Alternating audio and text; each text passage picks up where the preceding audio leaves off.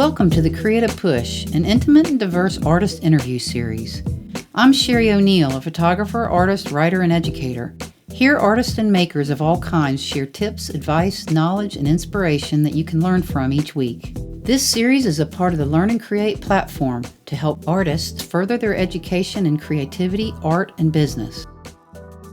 Welcome to the Creative Push. I've got a friend of mine, Georgia Cross, here, and she is a digital marketing strategist, a lifestyle blogger, and a yoga teacher. I wanted to bring her on to try something a little bit different. I know that a lot of independent business owners and artists struggle with business and marketing. So I want to help address some of those problems. Hi, thank you so much. I'm so glad to be here. Georgia, tell us a little bit about your path to where you are today, where you went to school. I am a West Tennessee native, grew up around the Jackson, Tennessee area. I went to Lambeth University. I was always creative as a little girl. I wanted to draw all the time. So I'm definitely the creative side, but I have tapped into my strategic digital analytics side. So I'm kind of a unicorn in the marketing world because I am equally creative and strategic. That kind of comes into play in some of the roles I've been in. I'm on the agency side and the brand side, project management, details, and reporting. So I definitely can relate to the creatives and the creative community. And then I have the business side of me. How are we tying our content back to sales? What is our call to action? All the branding pieces that really help move a brand together. That has led me to where I am today. I know as a child, you mentioned to me earlier that you grew up in a lot of foster homes. Did that experience make any difference in who you are today as a marketing strategist? Absolutely. I grew up in foster homes, and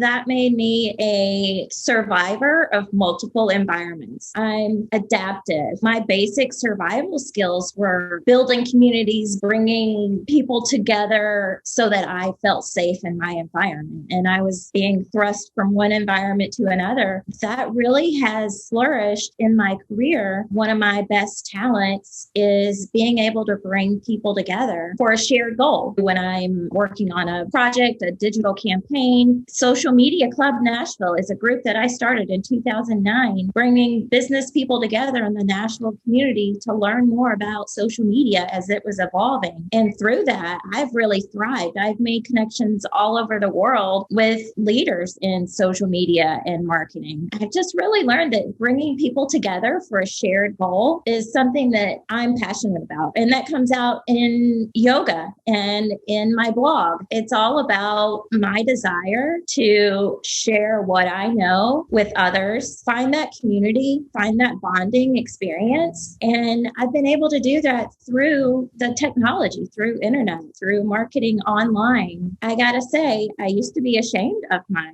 childhood, but through some really good therapists and really good friends and support, I've realized that being vulnerable and sharing my authentic self is a superpower. That's how I've come to connect with you, Sherry. You know, we've met in the past at some of these marketing events, and I think us getting together and collaborating has launched the stage for other creatives to get involved, to help each other. That is a childhood lesson that I've learned that I've brought both into my personal life and in my career. And I really lead with that intent. Let's get together. Let's figure out how we can work together. Let's make the world a better place. That's the yogi in me speaking.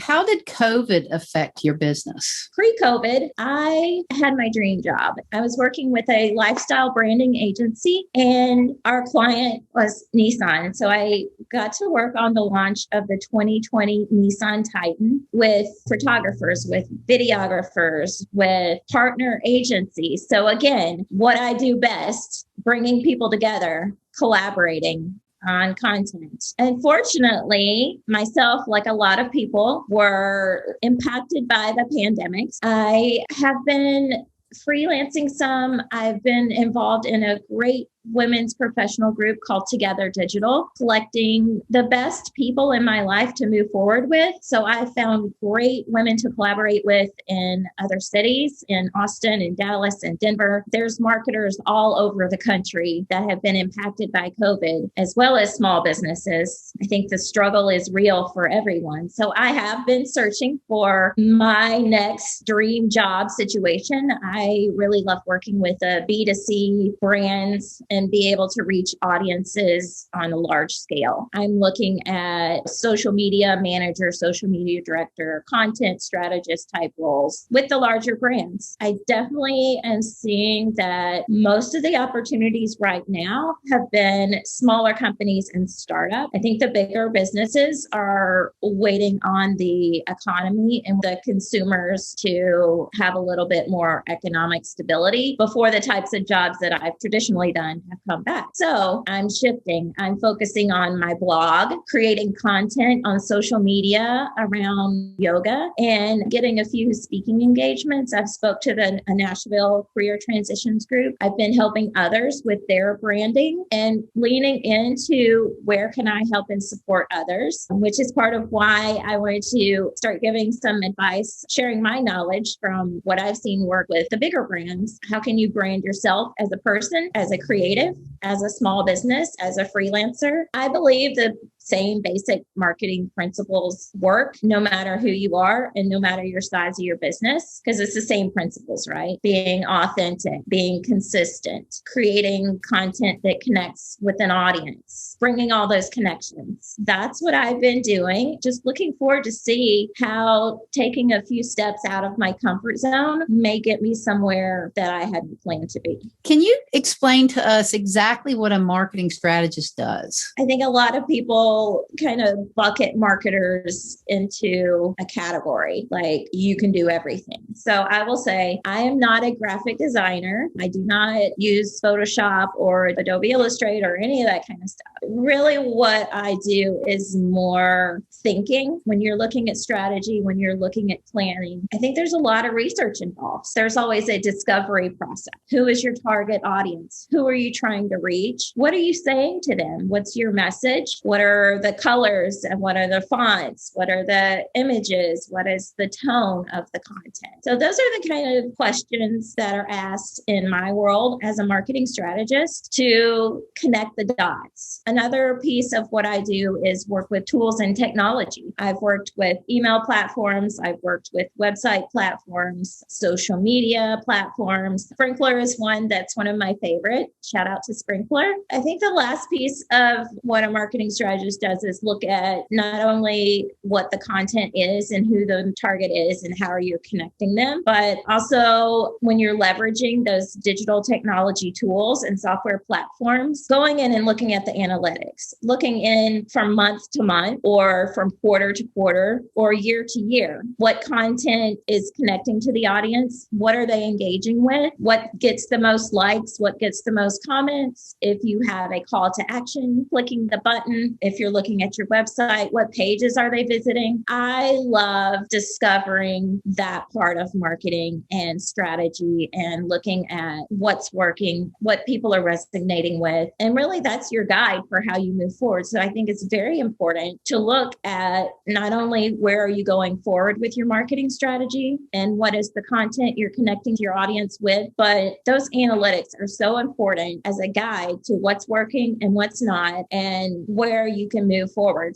Strategy, campaign management, execution, and then post-campaign analytics. So tell me a little bit, Georgia, about your newfound love of yoga. The yoga side has been something that's evolved over the past few years. I was absolutely dedicated to my marketing career. This is not my first layoff. I've been laid off probably about 8 different times in my 20-year career. Because of the struggles from my childhood, I think I really focused so much on my career that was a part of my self-worth. I just discovered yoga as a whole nother way of tapping into who I am, allowing me to be that authentic person. There's a lot of freedom in yoga itself because what poses you want to do, what style of yoga you want to practice. There's a whole world of opportunities when you're able to get centered and grounded. So for me, to be able to be a great marketer, first being able to get centered and get quiet and get still really allows me to be more clear-headed. I come up with my best ideas sometimes in down dog on my mat. It really is kind of a creative space. I was fortunate enough to have a really great yoga teacher, Leanne from Epic Yoga here in Nashville area. She studied under Tony Robbins, so she's also into leadership development. So I was lucky enough to get through my teacher training, valuable lessons in leadership, in stepping out of your comfort zone. When you think about what a yoga teacher does, you're number one, connecting, which is one of my favorite things to do, as I've mentioned. You're also observing and you're guiding where someone may need an adjustment with their arm or their leg here or there. For me, it was a really great lesson in not only focusing on myself, but looking at others, how you can help them. That's kind of the perspective I'm taking both in my personal life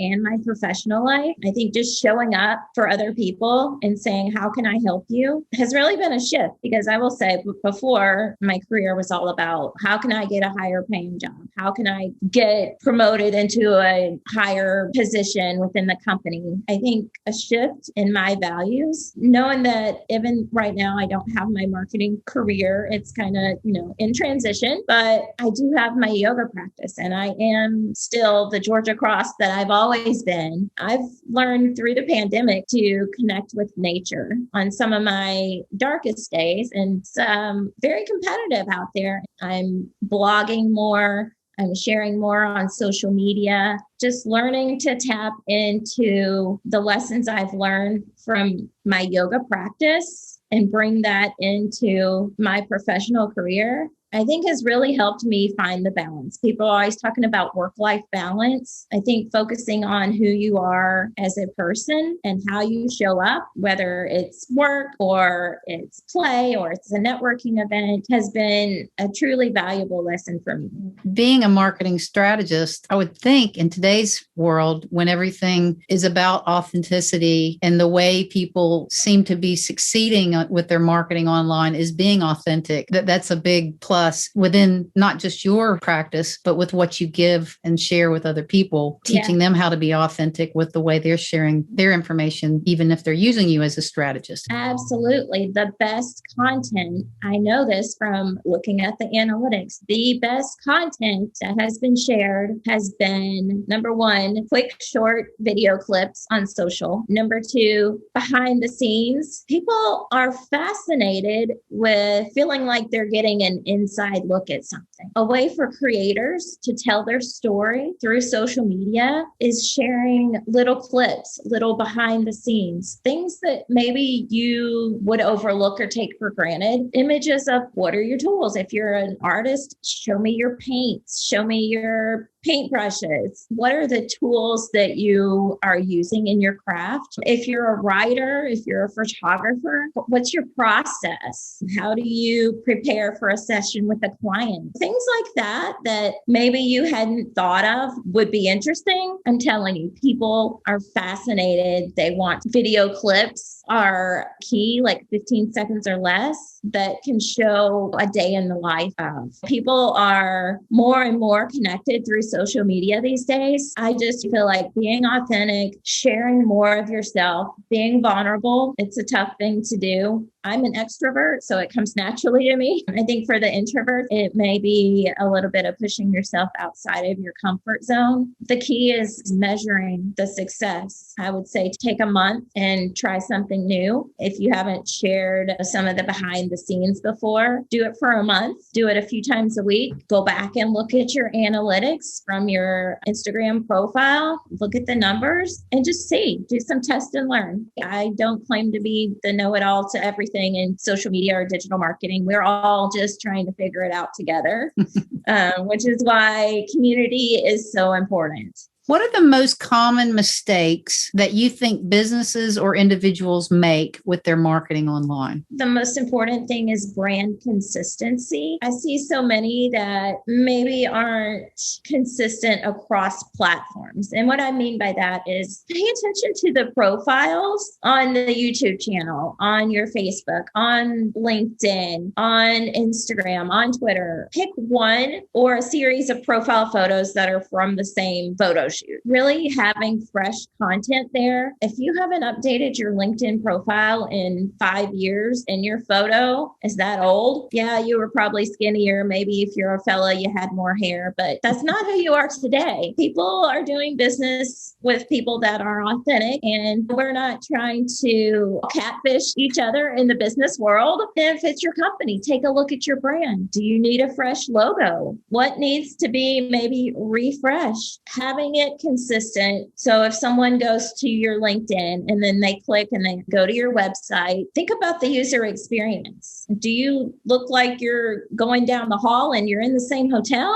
Or does it look like you're somewhere on another island? Think about that. What is the experience you're getting? Does it look consistent from one social media site to another? Keep the profile message consistent. So whatever your description is, use that same description everywhere. For me as a marketer, personal branding, it makes it easier. So I have one description on LinkedIn that I use on my blog, that I use on my other social media profiles. I have the same photos, so it's recognition. I even branded my Zoom profile, my email signature. Think of all the different touch points where somebody could interact with your brand. And yes, if you're just a person, you're still a brand.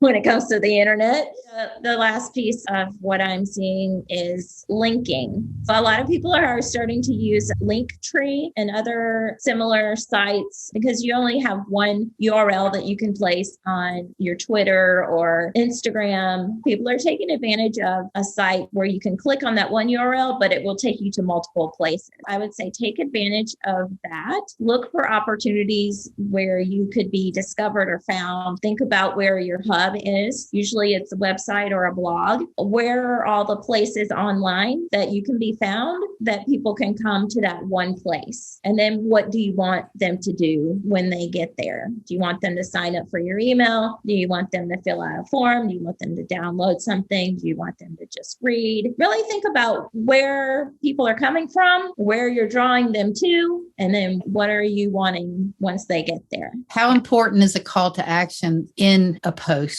And how often should you have a call to action in a post on social media? I would say if you're promoting something, then you want a call to action. If you're just sharing a passive post of, hey, this is what's going on, definitely if you have a new blog post or new video or something new that you want to share, you want to make it as easy as possible. I call it the Tootsie Pop rule. The Tootsie Pop is like, how many licks does it take to get to the center of the Tootsie Pop? How many clicks does it take to get to the content that you're wanting them to consume? That's why I'm saying using tools like a Linktree. You can have a call to action on Instagram by saying link in bio. And then when you click that link, you want them to have another link and you want to make it visible and easy to read and then take them to where they need to be.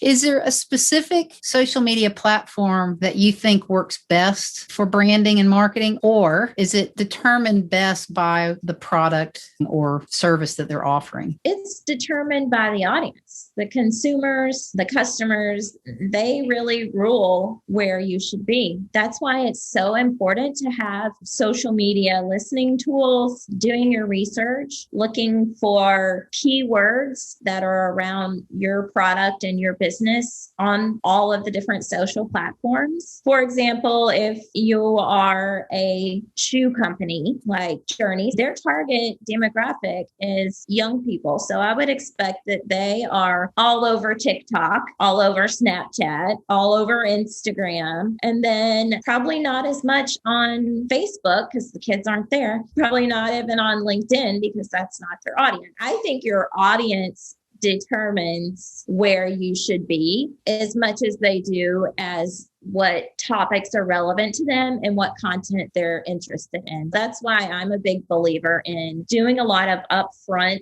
research within your industry. Look at your competitors. Another great place to do research and look is Pinterest. Pinterest is all about people's lifestyle interest. The key there is looking at hashtags. A hashtag is the key to reaching a new audience if they're interested in that topic and if you have some great knowledge or insights or something to provide within that topic. So I'm a big believer in show up where your audience is and then engaging in conversations with topics that are relevant to them. Why would someone need a marketing strategist to help them with their business or with their marketing as an individual? If your business is hurting, you should go to a marketing strategist because they are the experts. That's their life work. I've been in my career for almost 20 years. I have a wealth of knowledge from all the different brands. I've worked with Mars Pet Care. I've worked with Nissan. I've also worked for smaller companies in the healthcare space, in the wellness space, the restaurant industry. So I have a variety of perspectives. I have the knowledge and skill base when it comes to what you should be doing with your marketing. If you can't afford it, I would say there's a ton of information out there. There's a ton of resources. A lot of marketers are putting out information on blogs. There's a ton of industry newsletters that you can subscribe to. I know that LinkedIn Learning has a lot of courses. I'm personally taking the Google Analytics course right now. It's online and it's free. It's painfully miserable to go through. I've been through like a couple hours. I think there's 9 hours total. It's actually through Google Analytics. There's several certifications on there. If you take the time to look at it and discover it, you definitely can figure it out. There's resources. But the most important thing is finding communities that can help you. Again, Social Media Club Nashville was a group that I started over 10 years ago. We don't do in-person meetings now. It is a group of marketers that are there to help each other. It's active. Every day, someone's going in and either asking a question, Facebook changed their algorithm, what do I do? Or my company wants to change its profile name on Twitter and it's taken by another company. What do I do? Those kinds of things. There's communities out there that are open and there for you to get involved in. Reach out to some freelancers, hire somebody like me that can help you. I think that one of the biggest problems creative people have, especially independent small business owners in the creative community, is all of these things can become very overwhelming. And you can find stuff, like you said, on the internet, but it also requires a lot of time to dig those things up, especially if you're looking for a solution. I'm hoping that we can pair up and do these once a month, maybe a question and answer. If that's something our listeners would like to see happen, this is my call to action right now. If any of you out there would like to ask questions specifically, if you want to ask Georgia a question directly, I'll have her website listed below. Let us know, and maybe we can start to share some tips and tricks once a month to help other creatives learn to do better with their marketing and with their strategy online. What are your challenges? Let us know. What's the biggest challenge right now? What are the hurdles? What's keeping someone from doing business with you? What are the blocks that maybe we can address over the next few months? So leave those comments, ask us your questions, and we'll see if we can't come up with a way to share the answers in the future. So Georgia, thank you so much for letting me interview you for the Creative Push. I'm happy to help. I think we're coming back stronger than ever. We've learned that we do need each other. That's, I think, the greatest lesson for me. And I think we can really make a difference as a creative community. Thank you. Share your comments. Let's keep the conversation going.